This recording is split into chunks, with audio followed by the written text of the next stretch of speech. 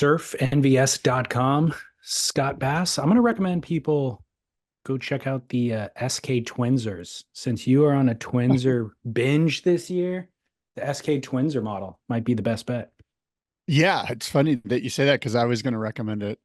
The Taylor Knox little cutaway, Hmm. the big twin fin version of the Taylor Knox NVS fin, which I think is a great uh option for the Twinser design. So you can go SK Twinser, which I ride in my Twinsers, but if you want to loosen it up a touch, throw in that Taylor Knox twin fin with the little cutaway tip. I forget what he calls it, but Arc. the arc, that one's going to add a little bit of spice to it. So there's options there, which is what is so great about fins and the opportunity to trade out fins is, let's have fun with it. Bring some options to the beach, throw some different fins in and give it a spin.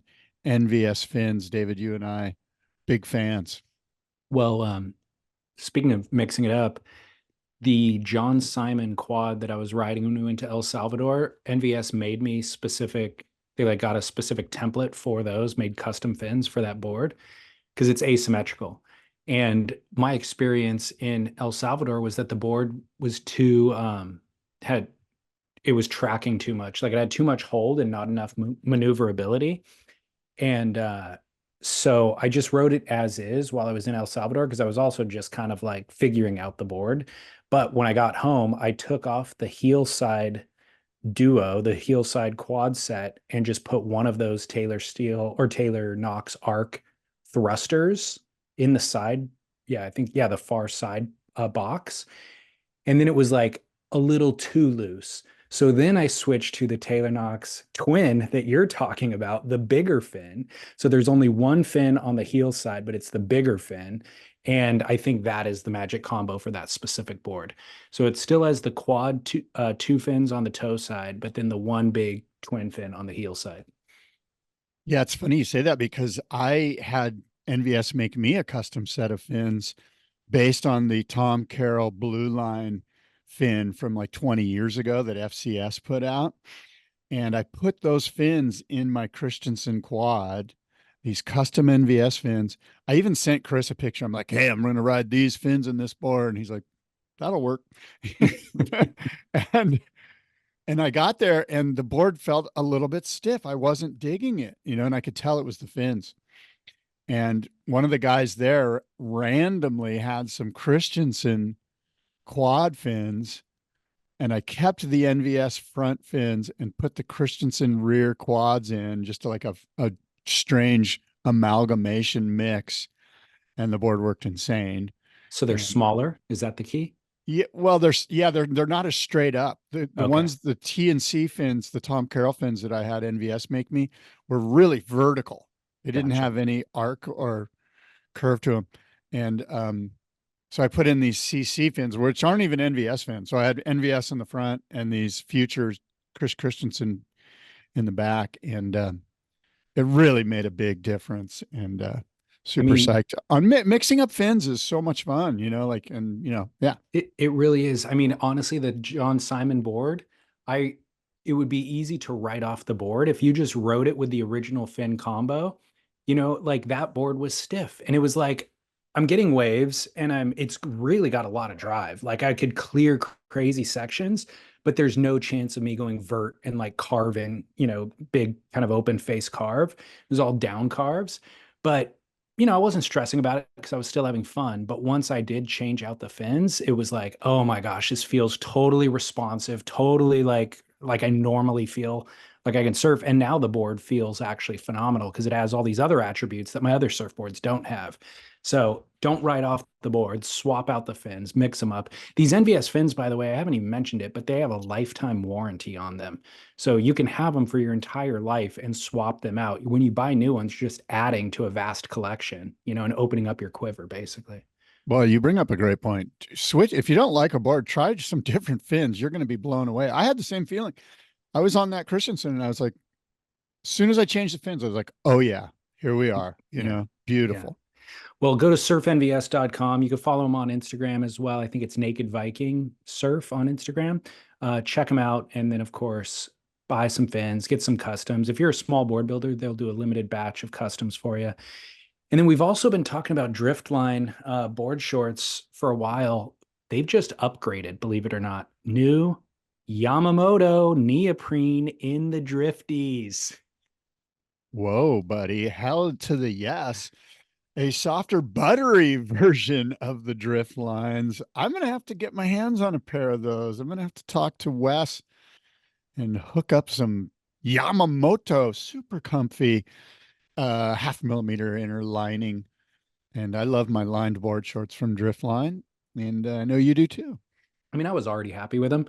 Yamamoto I makes it know. even Yamamoto, I guess, will make it even better. But the other key with the Yamamoto neoprene is that it's limestone based, so it's more eco-friendly than petroleum based neoprene. So you can feel good about it as well. It's more comfy. It's got better thermal retention as well. So they're warmer, they're more comfy, and they're better for the environment. But we'll save you 15% with promo code SPIT. And it is driftline.co, not .com, but driftline.co, promo code SPIT.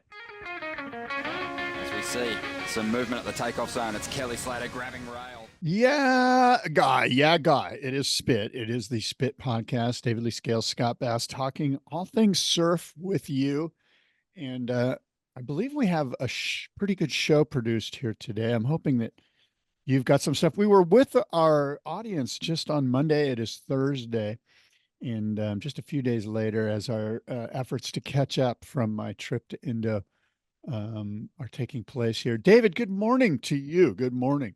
Good morning. 2 times in 1 week. I feel honored. I didn't want to pitch it to the people on Monday that we'd be here on Thursday just in case we fell through, but here we are. Surprise, surprise. Yeah. Well, honored might be a little much, but thank you.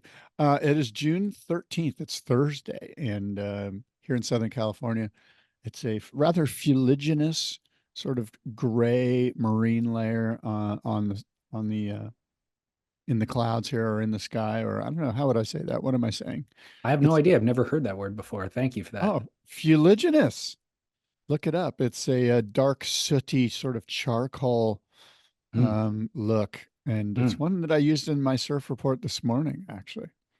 Funny story. I'll give you so a dear friend of mine, his daughter won the San Diego County spelling bee with that word fuliginous. And we went out to dinner and he was telling me the story and he's like fuliginous. And I'm like, oh my God, I'm going to use that word in my surf report. It means sooty or a charcoal look to the, to whatever. And I'm like, that's a perfect word for when there's a marine layer. And I used the word and I mispronounced the word. I said something like fugillaneous or something like that. And my wife, of course, berated me as she should. I can't believe you mispronounced the word. And ever since then, I've never mispronounced that word. Fuliginous. So she actually knew the correct pronunciation? She won the spelling bee spelling that word. No, but your wife knew Oh, it yeah, too. of course. My wife's brilliant. She's well educated, unlike myself. So I mispronounced the word and it wasn't good. Didn't go over well in the Bass household. But my friend's daughter, again, she won the spelling bee. So can you spell that Amazing. word, David? Heck no. Fuliginous. Just No. give it a try. Fuliginous. Fuligunous.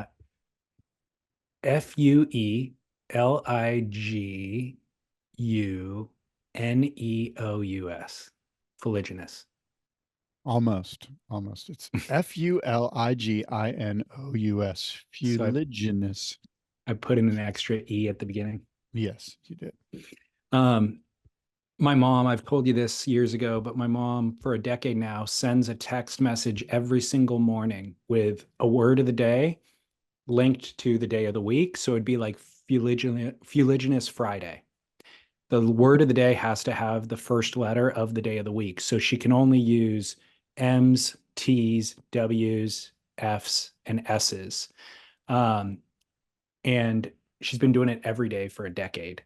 And I don't know that she's ever repeated a word. I'm not fully tracking, but every day it's almost a word that I've never heard before. So yesterday was waning Wednesday, tractable Tuesday, mangled Monday, solitium Sunday, subterfuge Saturday, flaneur Friday, tormenting Thursday, woodruff Wednesday. I can go on and on and on. I was going in reverse order there, but that's a good way to learn words. It's your mom sending you a word of the day. And at her That's really house, cool. she has a physical calendar, like a year-long calendar, and she just writes them down. Like as she comes across them, she'll write them down on the calendar for future weeks. So you can like lift up the next 3 months, and she has all the Fridays. So if I give her fuliginous right now, she'll Yeah. add it to the calendar and then deliver it to us in 3 months from now, or wherever it lands on the, on her list. That's so cool. And it's quite motherly. That seems like a motherly thing to do. Yeah. You know what I mean? Tomorrow is going to be Flummoxed Friday. Exactly. I've got this great book. It's hard to, it's, Yeah. Roget's Roget's thesaurus. Roget? Is it Roget? I always pronounce it Roget. Well, yeah, Roget's maybe. Thesaurus of Words for Writers. And I've got quite a few other books like this. Okay. Well, we'll expect greatness from you henceforth. Well, unfortunately, you won't get much.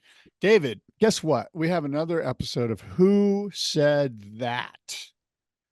This is that game show that you and I play where I give you a quote and you try to determine who in the surf world said that. And are you ready for this episode, David? I'm ready, but I thought you'd give up on this game. Now that I know that you're committed to it, I'm going to really pay attention next week to the media that gets sent to my inbox so I can try to track what it is. I'm going to predict what it is that you're going to try to get me with on the weekend or on the next week's show. That's funny because it makes me out like a simpleton that just gets an email and just goes from there, which is probably pretty true. Well, you've done the game twice and they were both from Matt Warshaw's emails, I believe. Well, okay, here we go. Who said that? The thing that I did was introduce Flowing Rail Rocker. Bob Simmons sometimes gets credit for that. See, these guys that wrote about Simmons were sort of kooks themselves. They didn't really understand that Matt Kivlin and I had started into a much wilder level, one that Rabbit Kakai had keyed us into. Some people resist change. From Palos Verdes south, surfers were more backward, except for wind and sea. But at San Onofre, they'd just say, I've been riding my board for 15 years. You guys keep making all these new boards. The San Onofre surfers, I mean, they were neat guys, but the guys I was hanging around with, Matt and Tommy and others, we'd already begun searching for new materials. David, who said that? I've got 3 choices for you. A, was it Joe Quigg? B, was it Mickey Dora? Or C, was it Phil Edwards? It's got to be Quigg. You, sir, are correct. It is Joe Quigg. I like his orneriness. I did not know that he was that ornery. Well, a little backstory, and I might butcher this. Steve Pesman might be able to better back this up. But that comes from a Surfer's Journal article that Quigg did in '97, an interview he did with Steve Pesman. And it more or less has to do with Quigg feeling like he wasn't getting the, and frankly, history is an interesting thing, Quigg's whole take is, yeah, look, a lot of people were saying Bob Simmons this, Bob Simmons that. But what you got to understand, and again, I'm butchering this a little bit, so, bear with me here. I might get some of it wrong, but I think what happened is that a lot of guys went to World War II, and they were forgotten about. And there was this gap where Simmons shows up, and he's like, hey, look at all these new materials. Look at all this stuff. And Quigg's saying, hey, we did all that already, but we bailed. We went to World War II, and we came home, and we had families and kids, and we weren't in this surf culture as much as, or some people like Pete Peterson, these guys, they came back and they had been doing this stuff already. So Quigg was basically reached out, I think, to Pesman, is like, let me set the record straight here. And there's a great article, and I think it's called Turning Point in the Surfer's Journal, an interview that Pesman did with Quigg. And it's kind of interesting. Where did you find the article? I found it on the Encyclopedia of Surfing, Matt Warshaw's Encyclopedia of Surfing. But I've read it. I remember, I was on the board of directors with Pesman, and I remember Pesman telling me about this article. And when it came out, it was semi-controversial. I think the Bob Simmons acolytes were like, hey man, that's not true. And there's, everybody's got their egos involved and stuff. But I'm Well, certainly not going to, Joe Quigg is one of the most incredible surfboard designers and frankly, a sailboat designer as well. And, and he deserves all the credit and, not well, all the credit, but he deserves credit for what he did and what he and Tommy Zahn and Matt Kivlin did. The reason why I asked where you found the article is just because I was thinking what a treasure trove of articles Surfers Journal has. And I wonder if they've made them all available on their website. I don't believe that they do. Um, and if you have physical copies, that's great. That's an archive, but it'd be incredible to have all of those articles digitized and available and searchable on the surfersjournal.com because so much of it is lost to history. And even if it was cataloged, if it's not digitized, it still kind of gets lost to history because that is a very important detail. And you're right, people know Joe Quigg's name, but I can't remember ever seeing an article, that he was directly from the horse's mouth. So I'm glad to know that exists. Yeah, and I do think the Surfers Journal has some access if you're like a premium member, so to speak, which I am, but I rarely go onto their website and scour back issues of stuff. But I do believe that they've done the hard work there, the hard yard to categorize and catalog and get it all digitized and put meta tags on it so you can search it effectively. Okay. I believe that's the case. Okay, But good. yeah. Well, that Anyway, leads us, I don't want to rush past Quigg, but that does remind me to mention to listeners, Flow yes. Violento is now available. This is Scott Hewlett's new book. It's Flow Violento. Yeah, it's 30 years of writings. So it's kind of a collection of essays and articles that he's already published, not just from the Surfers Journal, but back from Longboard Magazine and everything. Um, you know, travel log kind of diary type stuff.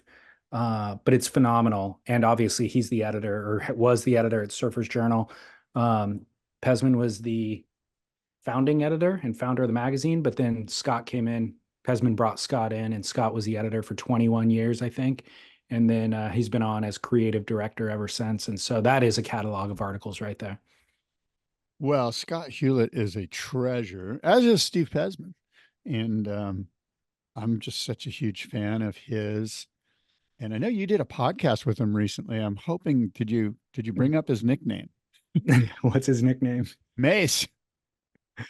No, where does Yeah. that come from? Oh, I don't know. You better ask him. It goes way back to like Pacific Beach, San Diego State days with Bill Dice and a whole crew of guys from the 80s. But I've known him as Mace since I've known him. Like there was a gang of there were these longboard contests that we would do up and down the coast in the 80s. And Mace was part of this like sort of Pacific Beach crew of guys that and they would drive up to these longboard contests in like a 1967 Lincoln limousine with just, a keg in the in the back seat and just wild times. And we had, it was quite a scene, believe me. Mace, as in like the medieval weapon? MACE. So that's the medieval weapon or the spray weapon? Which Mace? I don't even know. I just Okay. know him as Mace. Okay, man, I wish I would have asked him. The funny thing is he's such a funny guy, right? And he's got a crude sense of humor and it's hilarious because he's super smart. So intelligent. So intelligent, right? But Yeah. once the mic turned on, he really held all that back. He was very diplomatic and professional. Oh yeah. Which was unfortunate. Well, that speaks to his intelligence. He's like, I better be reserved here. I don't want to say anything I might regret. Right. Which is the opposite of our show. That's all we do is say stuff that we're probably going to regret or get called out for. Oh, I thought you meant the opposite of smart. That too. Yeah.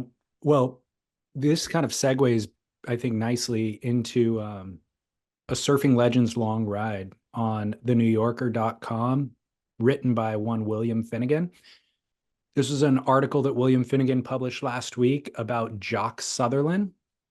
And the reason why it segues so nicely is, for me, it was just a history lesson and a reminder of a lot of things that maybe I had learned before, but a history lesson that I think reflected off of Jock in a bunch of different ways. Like William kind of gives you information about the North Shore and the economics of the North Shore and how it all came to be, but it's kind of told through reflections off of Jock and Jock's times there.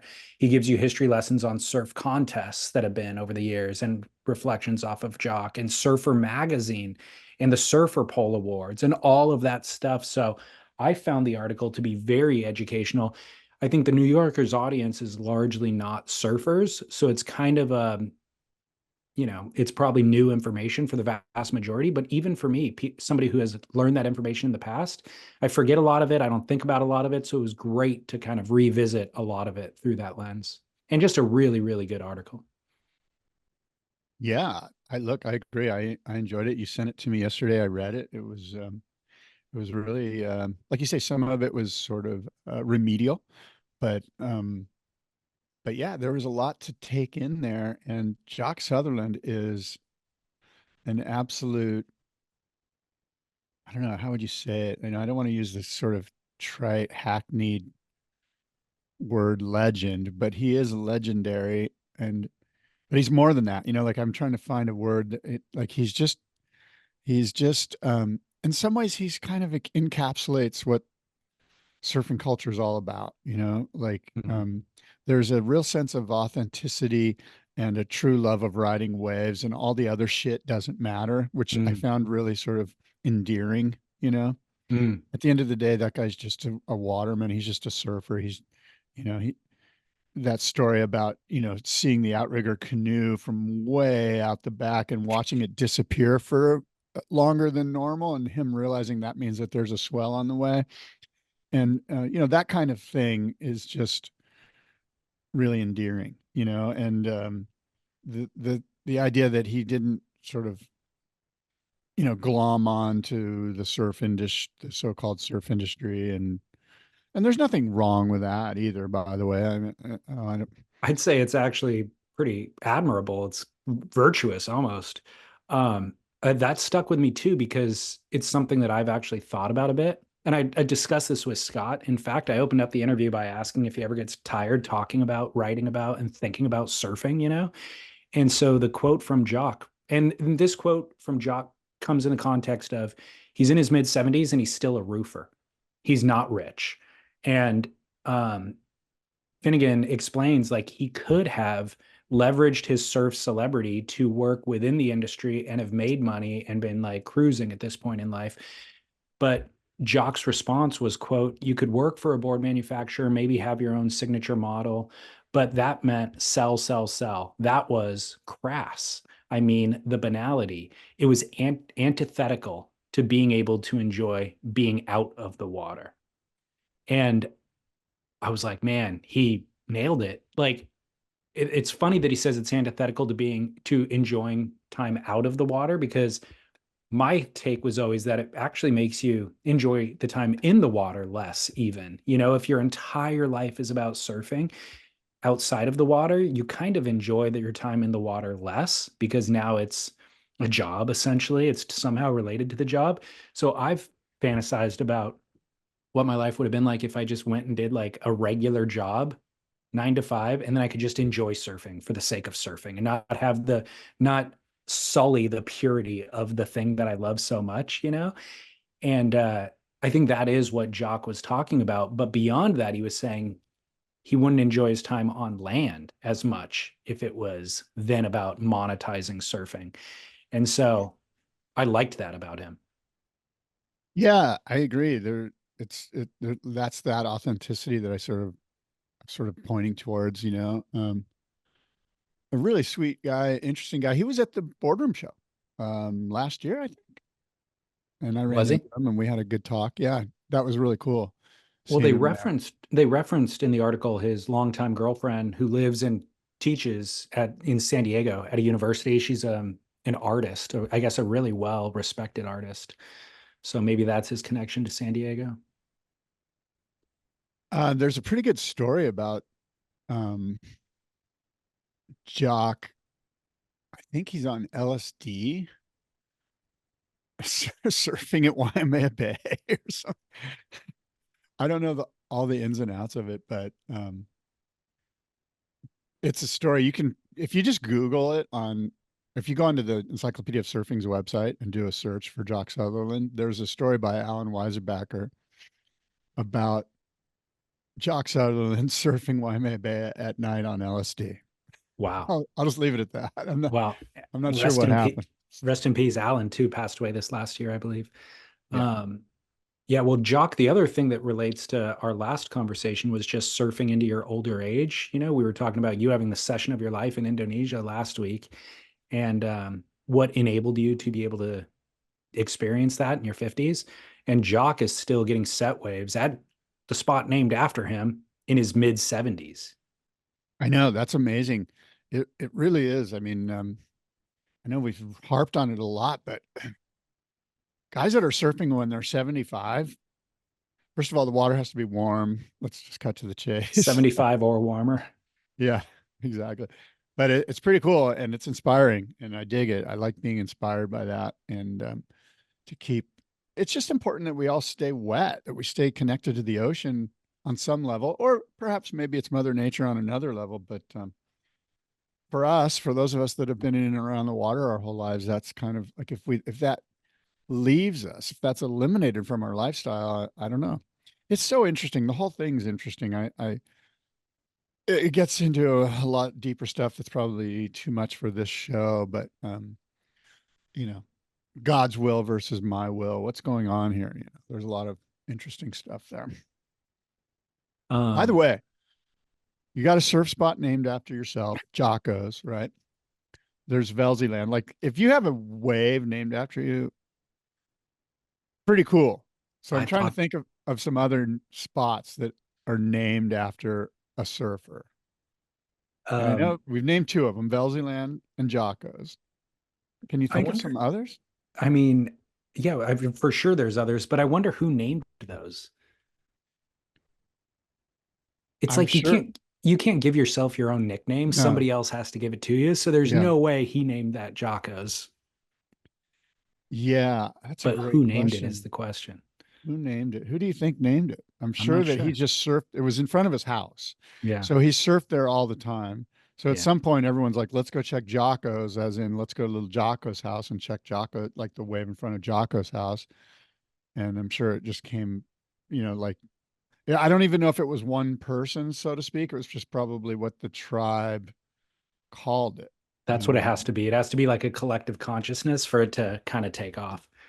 Now, I think Velzyland was attributed by one person that called it Velzyland, and we got to look that up. Yeah, yeah, we should know this actually. I know. I think I'm going to say that you do know it. You've just forgotten. That's possible. Let's call Finnegan, call Warshaw, call Scott Hewlett. The other thing that it was a bit of information that I did know and I had forgotten was that his mom wrote that book, Paddling My Own Canoe, about swimming the northeast side of Molokai. She sounds like such a fascinating figure and made me want to read her book just because of the way that Finnegan spoke about her. Yeah, I know, that was weird. She did all sorts of crazy stuff. I really liked the list of stuff that she put on the refrigerator that the kids had to do. It was like, you had to like dress a pig, like kill and dress a pig or a fish. You know, you had to do certain things. Do you remember the list off the top of your head? Not off the top of my head, but it was a great list. It was just for her boys. Like, these are things you need to learn in life by the time you're a teenager. Yeah, navigate a boat, you know. But also a lot of it was academic. You know, it wasn't all just surviving outdoors. A lot of it was, she placed a big emphasis on learning, academically, reading specifically. Yeah. So I thought that was really cool. And the community knew that those kids, the Sutherland kids, were smart. You know, they were all very, very smart kids. So I really admired the mom, and she was a single mom and still took time to go on her own adventures. And so that story of swimming Molokai, or the northeast side, I guess, of Molokai, was she brought a kayak but she didn't ride in the kayak. She tethered the kayak to her body somehow, and that had all of her supplies, her camping and her food. And her goal was to swim that coastline, and then I guess she would swim into the beach and camp on the beach overnight. And the whole thing took her a week, and she wrote a book about it decades ago. So it's out there. I looked it up. It's on Amazon, actually. That's some pre-TikTok content right there, man. Holy mackerel. Can you imagine? I think I'm going to swim the coast of Molokai with a kayak and literally for the sake of exploring. Like right. There's that island. It's incredible. And, I can't afford to get a helicopter to explore it. Like I'm just going to go swim it. That's how you do it. And I have kids at home. Hey kids, here's your list. It's on the fridge. I'll be back in a week. Let me ask you this. Are there people that still do this type of thing? Like it's so honorable, right? To do it and not, like put it up on TikTok or social media right away and go, look at me, look at me, I guess we don't know if there are people still like this, but I mean, she's almost from a different era. Like she almost belongs in like, Genghis Khan's time or something. You know what I mean? Like that's an adventurous spirit. Yeah, for sure. There are people still who do it, but you're right. The era was so different that it was not motivated by the promotion. Vanity. Yeah. No, exactly. And I guess she did write a book about it, but I think that is entirely different than vanity as well. I feel like that is more like altruistic. Like I'm going to share this experience with humanity because it was a singular, unique experience.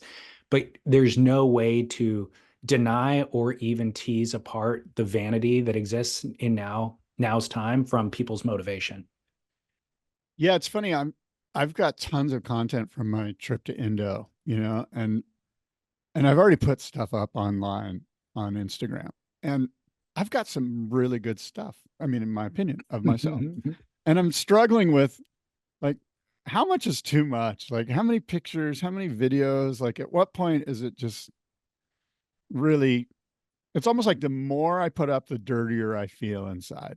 This relates to Jock's exact sentiment that we already discussed, where it sullies the purity of the thing, because I have thought about this as well.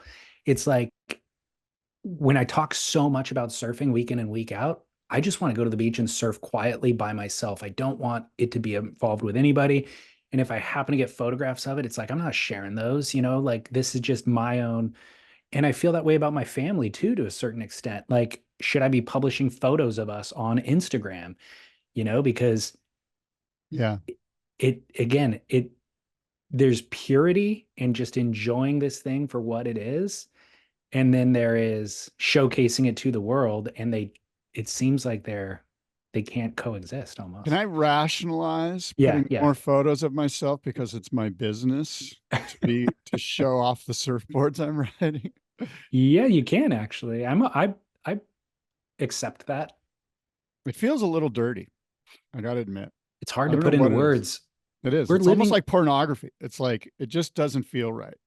Well, okay, that's actually the perfect example of, you have something pure and special with your wife. Would you ever showcase that publicly? No. Never. Exactly. Because that would sully the purity of it. And so everything else that we're it would be embarrassing. I mean, I'm not that good. Well, that's the vanity kicking in. Right. But that's the example of it. You know what I mean? So like, whether it's a cute moment of you guys sharing some, breakfast together or something, publishing that then sullies it a little bit. And the surfing, there's an analogy there too, where if it was the best session of your life, it's almost better just to keep it quiet and private. So we're living in a modern time that it's brand new for humanity. And so this is all uncharted territory. Like we're struggling with these things, but humans have never had to struggle with this exact thing before. So it's new to us. I literally have a devil on the shoulder and an angel on the shoulder right now. And I'm like, David, can I post a video of me surfing in Indonesia? It's for me, a pretty good wave. And I'm, like the devil side of the equation is wanting David to give me the green light to do this. Yes. But you're making so much sense that No more pictures of Indo, Scott. It's over. You had a great trip. Don't post any more. Enough already. Plus, by the way, I guess this is vanity too, but it's kind of hard to compete with all of the other people that got great waves in Indo the last 3 weeks. Like there's so much content of Nias and HTs and just Nathan Florence and just Zeke and just like there's just tons of content going on right now. And so my thing gets kind of it's Okay. not that great. It's a little sullied. If you're asking me, which you seems like you are, I Yeah. say green light, post the video, and I speak for the audience here. I speak for everybody other than you by saying, yeah, we want to see it. And you're not competing with Nathan Florence. And make no Definitely mistake, not. Definitely not. no mistake, you are not competing with him. So yeah, publish it because we want to see it. Now, the fact that you're even asking me if you should or shouldn't means you're already playing the dirty game, and so you've already Yeah. lost. So just publish it, because I make no mistake, there, uh, you know, I feel Jock, less than. Jock would never have asked the question. Oh my God. That hurts. That one right there, that stings. I'm not doing it. I'm not posting the video. But Now, Jock if you want to did. see it, send me a DM. I'll send it. Hey, by the way, Set up an OnlyFans, yeah, charge people to see it. yeah. Velziland was first written in 1957 when surf filmmaker Bruce Brown and a small group of fellow Californians were in Hawaii shooting Slippery When Wet, Brown's debut film. And while out at Sunset Point one morning, they noticed a likely looking peak to the east. 2 weeks later, Bruce Brown filmed Dewey Weber and Kemp Auberg dueling at this new break. And Bruce Brown named it Velziland in honor of California surfboard manufacturer and Slippery When Wet sponsor, Dale Velzy.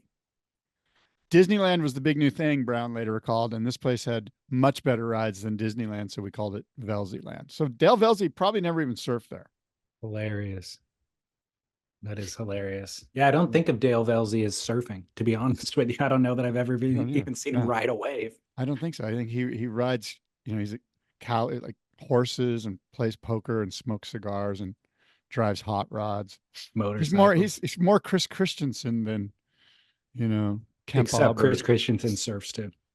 I know, but Chris actually has a kind of a Dale Velzy vibe when you think totally about it. Modern Velzy. Yeah, that's really cool, actually.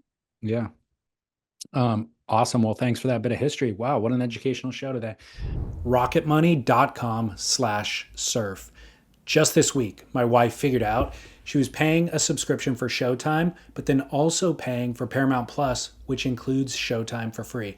That's precisely what Rocket Money was designed for. A modern tool that meticulously tracks the details that we easily get distracted from. It's a finance app that finds and cancels your unwanted subscriptions, monitors your monthly spending, and helps you lower your bills.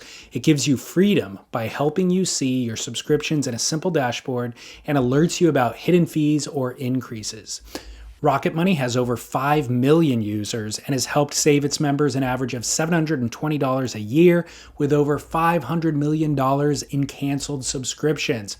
Stop wasting money on things that you don't use. Cancel your unwanted subscriptions by going to rocketmoney.com/surf. Calm the clutter in your head, simplify the tedium of your financial life, and find freedom through rocketmoney.com/surf. You mentioned Indonesia and Nias. I mean, we got to discuss Nias, dude. Nias 2 days ago on Tuesday. Yeah. I mean, it had an epic day, and they happen to be running the event there. There's a QS event that runs there, the Nias Pro. There was 4 10-point rides on that day. Since then, I think yesterday there was a bunch again. The girls, Willow Hardy got a 10-point ride. Young female surfer, Sierra Kerr got a 10-point ride. This is double overhead, hollow, obviously reef break, and people are just making late drops, airdropping into the pit, and then getting 8-second barrel rides and spit out on the shoulder, 10 points over and over again. So they are scoring. The juniors are scoring for this event. Yeah, it's been a lot of fun to watch. I'm actually watching it right now as we speak.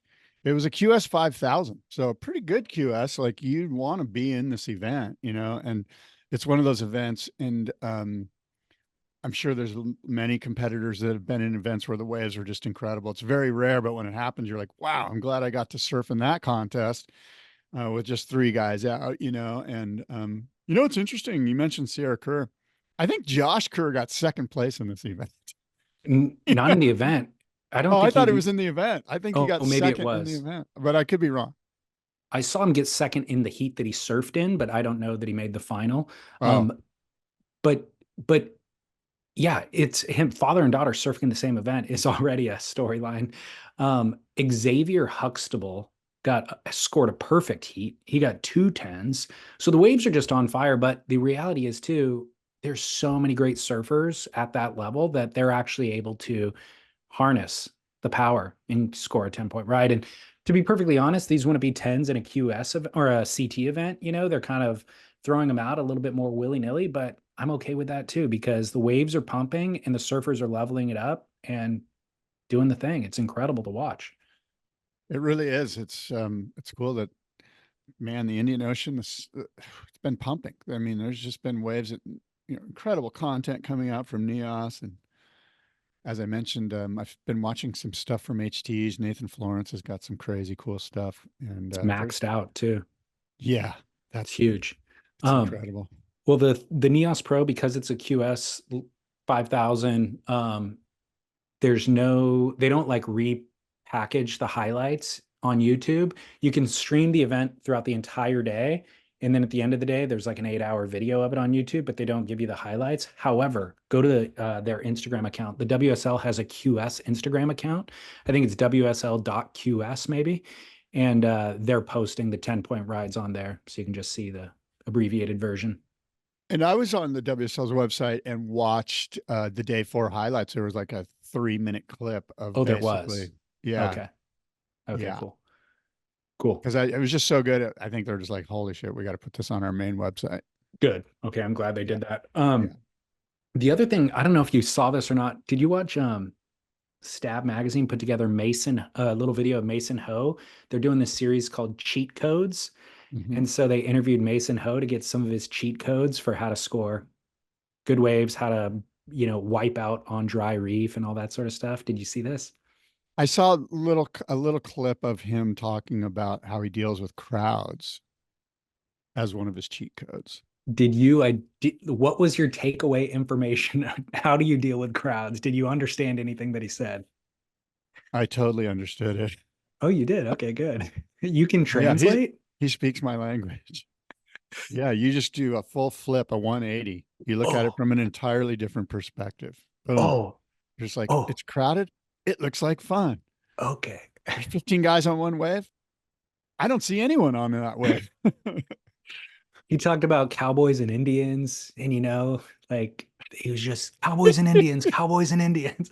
Dude, Mason Ho, the reason why I'm directing you to this, yes, you will not walk away with a cheat code for how to do anything better. However, Mason's free-flowing stream of consciousness is incredible. Yeah. And he seems to be solely in pursuit of pleasure. Like, They should call this the Visine Talks, He seems incredibly. Here's what I love about Mason. He seems completely uninfluenced by any traditional societal schooling, work-life obligations. Like, we grow up as kids and my kid, 2.5 years old, has this childlike exuberance, and it's all thrill all the time. And he's in pursuit of pleasure all the time. You know what I mean? But guess what? I'm going to put him in school, and that's going to break him. It's going to add structure. It's going to force him to act be responsible. act a certain way, like, hey, here's the boundaries. You know what? You can't just pursue pleasure. You have to show up here on time. And you know what? Quit shouting, quit acting out. Like, learn this way, think this way. It's going to put boundaries on him. After that, I'm going to break him some more by forcing him to get a job, and he's going to become. Wow, you're really dropping the hammer on this poor kid. It's coming. It's coming. Somehow Mason has shirked all of that, and he is still pure and childlike and happens to have a savant level skill and talent. And he's still pursuing pleasure as a grown adult. And it's incredible to watch. And to hear him speak unfettered, stream of consciousness about his pursuits is pure pleasure. Anytime that we get access to it, it is gold. It is pure gold. And again, I walked away knowing nothing. I don't know how to wipe out on a reef, even though that was the selling point of the piece.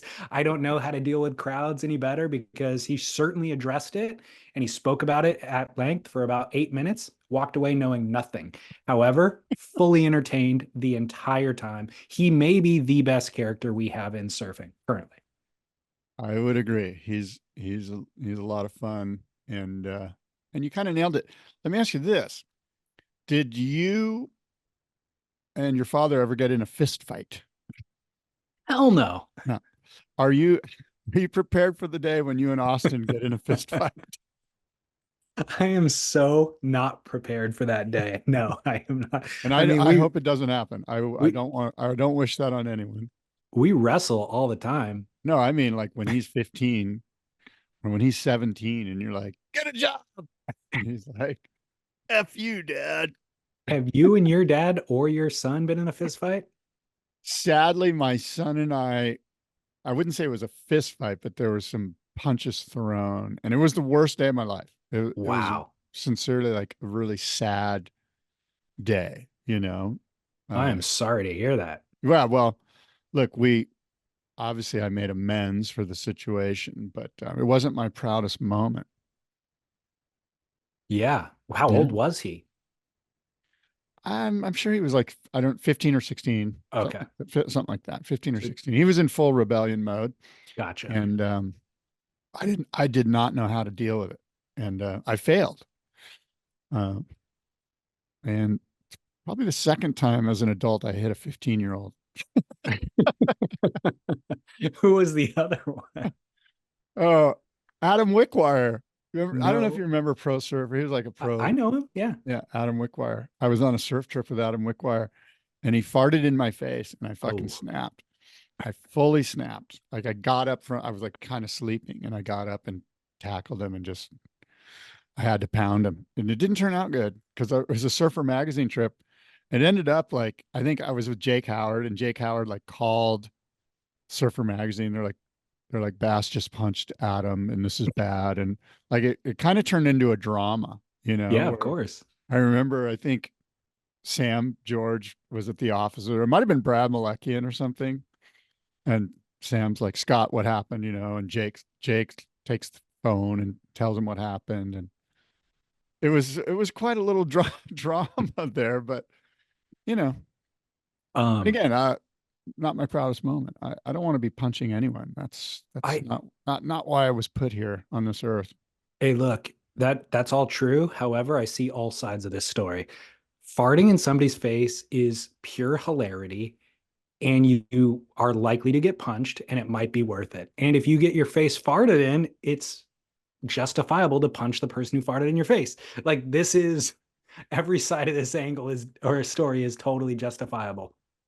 I sort of remember, like, I think Jake Howard called Sam and Jake goes, here, Sam wants to talk to you. And he gave me the phone and Sam's like, what's the big deal? This kind of shit happens all the time on surf trips. And I was like, I know, I don't care. You know? Yeah, but you snap in the moment. I mean, if you're partially asleep and you're exhausted and something wakes you up like that and it turns out to be a fart in your face, you're going to throw a punch. Kind of. You're liable. That's what happened. Yeah. Yep. That's understandable, dude. 15-year-old or not, the punch is coming. By the way, Austin farts, he figured out on his own that farts are funny. Like I didn't have to teach him that. That is just part of humanity, knowing that farts are funny. And he knows how to time them and control it in order to fart on us. And we have a college age babysitter that was over literally yesterday. And I heard him say, I'm going to fart on you while she was changing his diaper. And then her responding going, oh my gosh, you actually did it. That happened yesterday. Oh my God, I love this kid. And he was laughing too. Oh, I'm sure. I've been in the presence of this child. You guys have got your hands full. Like you have no idea. And I think also probably brilliant. Mm, right thing Brilliant. to This is say. the sign of brilliance. Yeah. When you can, at this age, manipulate your gaseous movement so that it creates hilarity, you have a brilliant child. Well, Carl thank Jung, you. famed psychiatrist, would just be Mm, like, you've got a special one here. thank you. I like to think so as well. Yeah. Farting is a true sign of genius. Well, look at the parents. I mean, makes sense. Exactly. Yeah. Well, I don't know how we ended up on that topic, but Mason Ho, I think it was actually. Speaking of Mason savant, Ho led us to farting children. speaking of savant level talents, Clay Marzo has secured a sponsorship, a 2-year sponsorship deal with Ruka. Strange timing. I mean, it feels like everybody just left Ruka, including the founder, Tenori, but they are making an investment in the surf team. And Clay Marzo was a great pickup. Clay Marzo, it's been over a decade since he left Quicksilver. He's had a couple of small sponsors since, but you and I would agree with almost everybody who appreciates surfing that Clay Marzo is one of the most raw, rare, natural talents the surfing world has ever seen. And so it makes a lot of sense that somebody would finally come through and pay him money to use his likeness. Well, yeah. I mean, look, Quicksilver did it for a while, right? And then Yep. there was a little bit of a drop off. I think Super Surfboard brand was kind of running with him for a bit. Yep. But yeah, he's a savant. I mean, his surfing's super fun, different. He's drawing crazy different lines and doing fun, different stuff. There's just so many really great surfers. I'm not saying they're all of the level of Clay Marzo, but there's quite a few talented guys, but Clay definitely sticks out. I mean, you and I often speak about wild cards and events, and if it's a big gnarly left, we're always like, why isn't Clay Marzo? And I'm not saying he's going to advance out of his heat, but we just want to see him in a jersey kind of pushing the limits and making those other surfers push the limits. That's the thing that a guy like Clay Marzo does is he will nudge the other surfers forward in their performance level just based on his incredible prowess. So yeah, Clay Marzo, good for him. I'm glad he's getting some dough to keep doing what he's doing. Clay is creative beyond measure. Like it's well documented. Clay has Asperger's, and I think that definitely contributes to his creativity in the water. It also, unfortunately, I think was part of the reason why he was difficult to sponsor. I think Quicksilver they didn't let him go for that reason. Quicksilver basically cut their entire team, and Clay was part of that. But I know at the time, anyways, I had worked with Quicksilver a bit, and so there was just internal, conversations about Clay. He's not likely to show up to autograph signings. He's not likely to do any of the other extracurricular things other than surfing, and in fact, may not even show up for a photo shoot at the beach. He's going to go surf somewhere else. He's just unpredictable, may not answer your phone calls, things like that. So Ruka might have their work cut out for them in terms of getting him to do what they expect of him, maybe as a sponsor.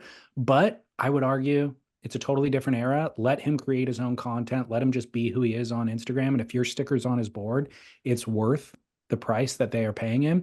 Because like I said, his surfing is just so outside the box. And I even talked to guys on Maui who see him surf, and they're like, the waves that he's surfing aren't even waves. Like, we don't want to go surf out there. He's just surfing some windy closeout in front of rocks, and he somehow threads through the waves and makes it. And he's just on a whole different level, contorts his body into weird positions, and he's just not trying to surf like anybody else. He's just completely surfing to the beat of his own drum.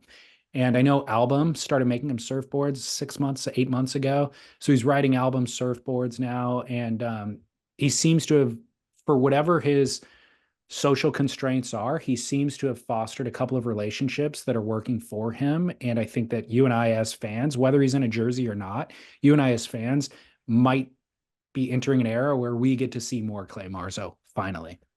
Yeah, that's good. That's a good thing for all of us. So we'll see what happens. You're right.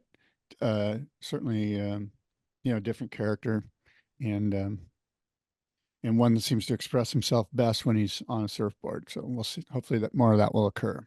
Having a little bit of sponsored paychecks will allow him to surf more. Basically, don't have to get a job. Keep surfing. That's what we want. Absolutely, you nailed it there. Do you have a must-see moment, Dave? I do, in fact. My must-see moment is Surf Rehab. Julian Wilson, uh, with his Rivia projects, his clothing brand, just dropped a 10-minute surf edit in Indonesia. I guess he's got a team rider on board with him named Caleb Tancred. I've seen Caleb Tancred coming up through the juniors ranks in Australia. He's a regular footer. So it's just the two of them in Indonesia.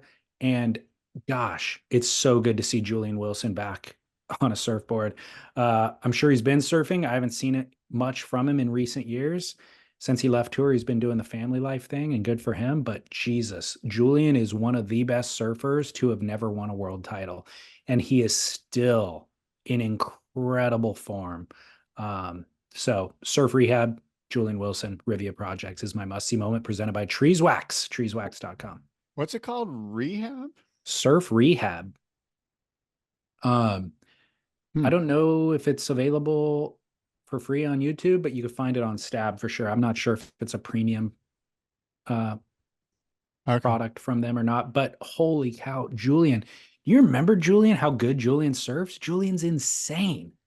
Yeah, I saw a little clip of this on Instagram, like a teaser, and it looked pretty incredible. Like he was doing some backside surfing, and it was effortless.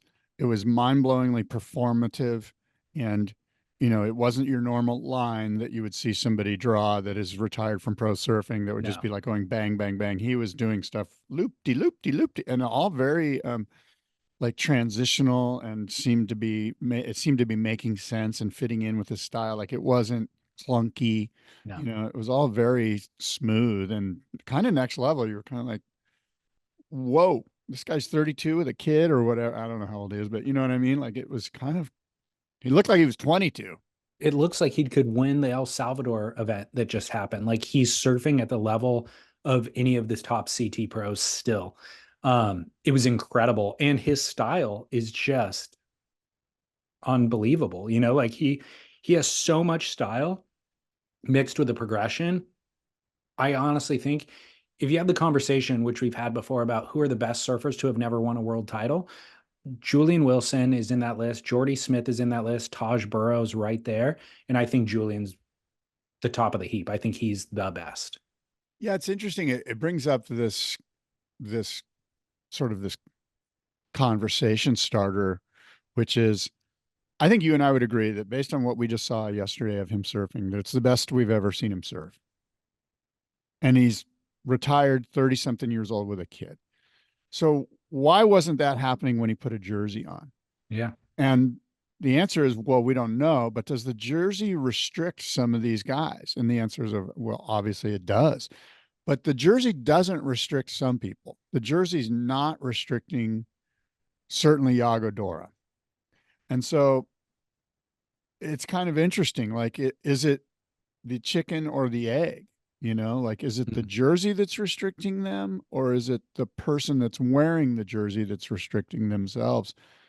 And yeah, there's a third option as well, which is the judging criteria may not be nimble enough to properly score Julian Wilson's style in that case. Well, even taking that further, Julian's like, I have to surf to this constricted level. I want to go here, but they're making me go here, and I'm frustrated, so I'm retiring. Yep. Yeah, exactly. I could watch Julian surf all day.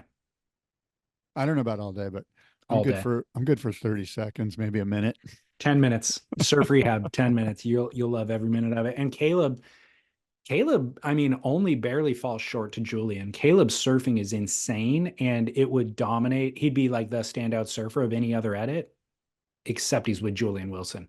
So he comes in just short of Julian, but he deserves a lot of recognition because he holds his own. From a marketing standpoint, it almost seems like a no-no. Like, you can't be the owner of the company and surf better than your team rider. You need to kind of take yourself out of the picture and sort of highlight the kid. You know what I mean? Yeah. If you're 22 and you're the hot new kid, but the owner's absolutely dominating over you. I don't know. Not a super smooth marketing move, I don't See, think. I had the opposite thought, which was why even pay Caleb anything if you're, Right. I mean, you're just the guy. Like Yeah, you don't you're the need guy. Caleb. Except I realized Julian's balding and Caleb's got a full head of hair and he's young. So you want a young guy to appeal to the younger crowd, I guess, too, you know? So Yeah, there is that. There's probably a strategy in place, but man, Julian that's cool. trounced him. That's cool. Um, did you have a must see moment as well? Or Yeah, my must-see moment, I mentioned it. I would urge you to go to the WSL website, and you can quickly scroll just halfway down the page and find the day 4 Nias Pro highlight. It's about 3 minutes long, if that, and it's just tube after tube after tube. And there's a lot of local Indonesian guys that are in some of these heats. It seems like, it looks like, and pretty incredible. yeah, a lot of Nias. no names. I mean, a lot of names I had never even seen before, but they're absolutely shredding. So what an event. Um, I did want to, before we go, call our attention, listeners' attention to a sad story coming out of Margaret River, but worth acknowledging. Aaron Beveridge, 47-year-old surfer, went missing from on Friday at Margaret River Main Break, same spot that we see them surf the WCT event. Obviously, it's a woolly, open ocean, far out to sea kind of spot, dangerous. When we watch the CT events, it's easy to get lulled into a false sense of security out there, you know, but even at Chopu recently, where you're just watching these guys and girls make these crazy waves, but it's like, man, those things will kill you. Like if you were anything short of them and you didn't have the water patrol and the safety in place, it's very, very dangerous. And in this sad story, Alan Beveridge, he was last observed in the water at 4:35 by another surfer who reported seeing him swimming against the heavy surf. According from reports gathered from various people, seems like his leash broke. They saw his surfboard, like he wiped out on a wave, and they saw his surfboard tombstoning at a certain point, and then eventually the board was gone, and they saw Alan swimming against the heavy surf, trying to get in, and that was the last that they saw. So they got surfers got to the beach, they informed the lifeguards, and the lifeguards set a sea rescue mission in place. They went out there looking for him, but they ultimately never found him. And so it's just a sad story, but it's not the first time that it's happened at Margaret River. It's a dangerous spot. There was another surfer in 2021, I believe, 3 years ago, named Mm, Frank Hayter, who was 65 years old and he passed away. mm. So just wanted to take a moment to acknowledge those losses and reminder that the ocean is serious. Yeah, well, that's unfortunate and sad. And Alan, I guess, rest in power, you know.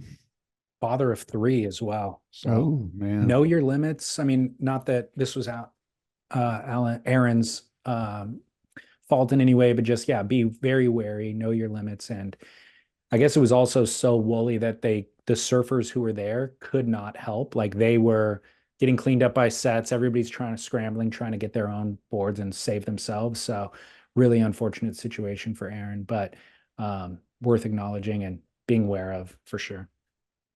Yeah. Sorry about that. All right. Well, David, look, real quick, I want to remind surfboard builders that Twinser is the category for our best in show board build off. There's big time cash and prizes involved, and it's presented by Go Fast Campers. And we've got some great people signing up. Channel Islands just signed up. And so if you want to be involved, it's free. All you got to do is send us an email and say, hey, I want to be involved in Best in Show at the Boardroom in October. Build a Twinser and you're in. Oh, and Rusty, I know Rusty sent me a text. He's going to put in a Twinser himself. So, you can build a board and be amongst some of the greatest shapers and board builders in the world. And Where do they send that email? oh, you know what? Go on to theboardroomshow.com, click on Best in Show, and all the information is right there. It's very simple. Cool. There's an email address. You just say, I want to be in Best in Show. And it's not some major process. I make things easy.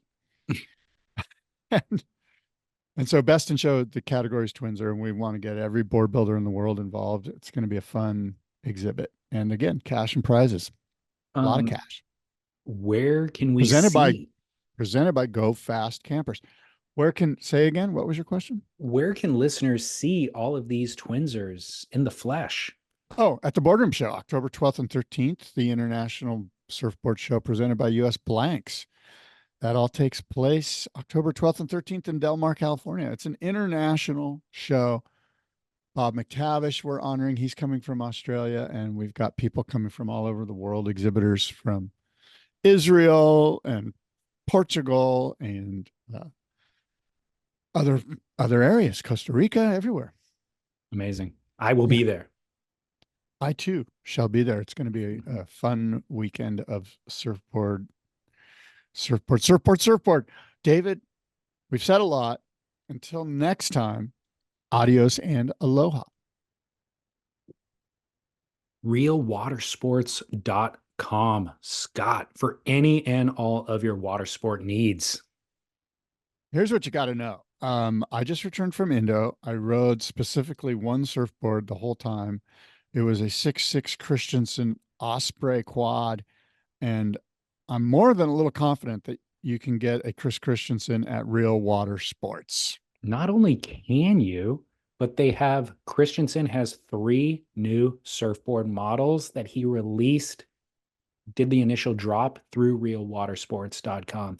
It is the whole shot, which is basically snowboard for the water is what Chris calls this one. He's got the Surfer Rosa 2.0 and the Longfish 2.0. So updated versions of 2 classic Christensen models, but those are available in a wide variety of shapes, sizes, dimensions for basically anybody's needs, specs on realwatersports.com. You know what? At this time last year, you and I were gearing up for our trip to Real Water Sports. You're right. That was a Has year it already ago. been a year? Yeah. Amazing. So you can go to Real Water Sports and learn how to kite surf, foil surf, stand-up surf, spend a week in a beautiful part of North Carolina on the Outer Banks and take it all in. There's fine restaurants and there's really a never-ending list of outdoor activities to take part in. I could live there, man. Yes, I think you're going to live there. It's a great family vacation spot. So lots of water sports to do, but they will ship you a surfboard anywhere in the world as well for one low flat fee. So you don't have to go there and pick it up. You can order it online. They'll ship it to you. And it's also guaranteed to show up blemish free at your door, which is a nice little perk. So realwatersports.com. All right. Thank you very much. Okay. Good show. Talk to you soon.